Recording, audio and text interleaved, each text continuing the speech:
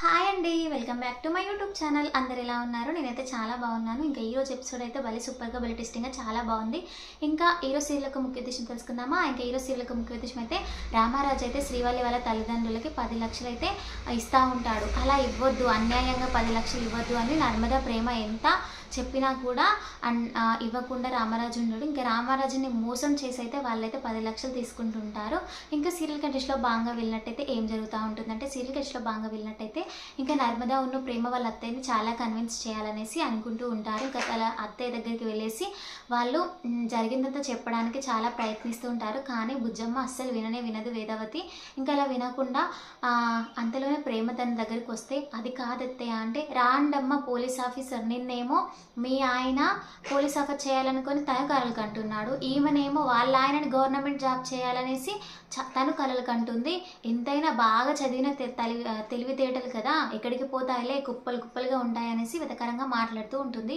అది కాదత్తయ్య అలా ఇలా అనేసి తను ఎంత చెప్పడానికి, వాళ్ళిద్దరు కలిసి చెప్పడానికి చెప్పినా కూడా వేదావతి అస్సలు కన్విన్స్ కానే కాదు. ఇంకా అలా కన్విన్స్ కాకుండా ఉంటుంటూ ఇంకా అక్కడి నుండి మీ ఆయన అలా సంతోషపడి, నువ్వు ఇలా సంతోషపడి, మీరందరూ బాగానే ఉన్నారు, మీరు మురిసిపోకుంటూ ముగ్గులు వేసుకుంటూ ఉంటుంటే మరి మా ఆయనను చూసి ఎంత బాధపడుతున్నారు, నాకు బాధగా లేదా అనేసి తనైతే అక్కడి నుండి చాలా బాధపడి వెళ్ళిపోతుంది.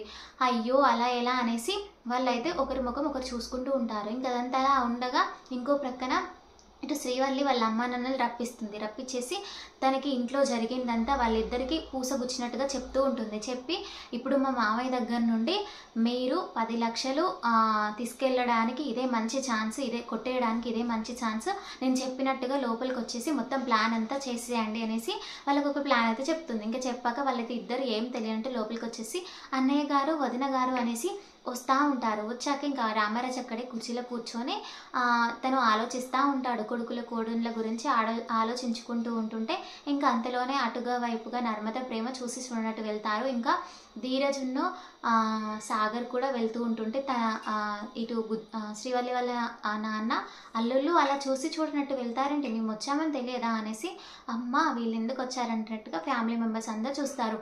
అందరూ ఇలా రండి అన్నాక అందరూ చాలా దిగాలుగా ఉంటూ ఉంటారు. ఇంకా అలా దిగాలుగా ఉంటుంటే ఇంకా అంతలోనే శ్రీవల్లి వాళ్ళ అమ్మ అంటుంది, ఏంటి వదిన ఇంట్లో ఎవరి కళ్ళలో సంతోషం లేదు, అందరి కళ్ళలో రక్తబొట్టు కనిపిస్తుంది అనేసి అంటుంటే, అదేం లేదు అన్నాక రామరాజు అంటాడు, చెల్లెమ్మ నువ్వు వచ్చిన విషయం ఏంటి, అసలు నువ్వు వచ్చిన సంగతి ఏంటో చెప్పమ్మా విషయం అనేసి అంటుంటే, అది కాదు అన్నయ్య గారు, ఏంటి అందరూ ఏదైనా గొడవ అయిందా అనేసి అంటే, అది కాదమ్మా అసలు ఏమైంది, ఎందుకు వచ్చావనంటే, మేము వచ్చిన విషయం ఏంటంటే, అసలు మీరు ఇంట్లో వాళ్ళందరూ ఎందుకు ఇలా గొడవ పెడుతున్నారంటే, మళ్ళీ రామరాజు చిరాకు తెప్పించుకొని, అసలు నువ్వు వచ్చిన సంగతి ఏంటో చెప్పమ్మా, తర్వాత అందరం మాట్లాడుతాం కానీ అనేసి అన్నాక, ఇంకా ఇలా ప్రేమ నర్మద ఇలా రండి అన్నాక అందరు వచ్చేసాక ఇంకా వాళ్ళ అమ్మ అయితే ఈ మధ్యలో కన్న తల్లిదండ్రులను వదిలేసి కొడుకులు కోడళ్ళు వాళ్ళ నిర్ణయాలు వాళ్ళు తీసుకుంటున్నారు కదా, అలాంటి వాళ్ళ కోసం ఒక సత్రంలా ఏర్పాటు చేయడానికి మేము ఒక పెద్ద ఇల్లు, పడకలు,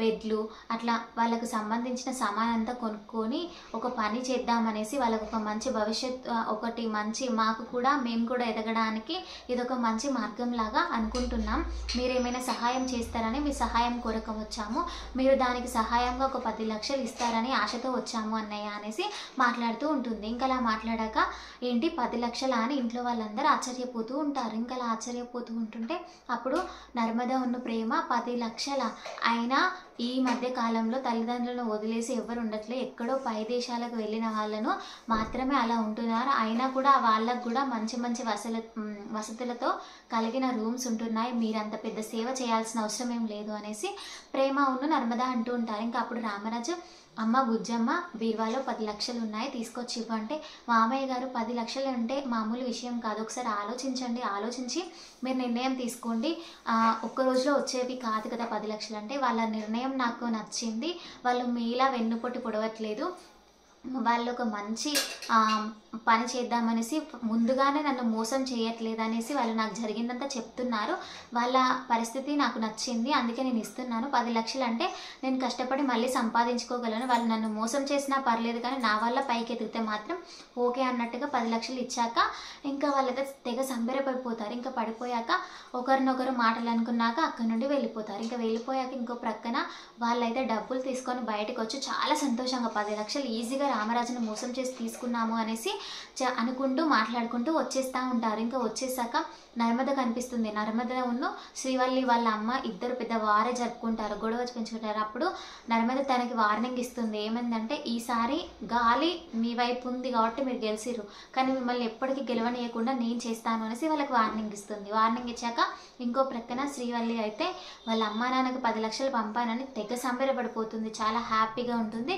ఇంకొక ప్రక్కన ఇటు వాళ్ళ ప్రేమ వాళ్ళ పుట్టింట్లోనైతే నగలకు మెరుగు పెట్టియాలని తీసుకెళ్తారు. మరి నగల విషయంలో ఏదో సంథింగ్ ప్రాబ్లం అయితే ఉంటుంది.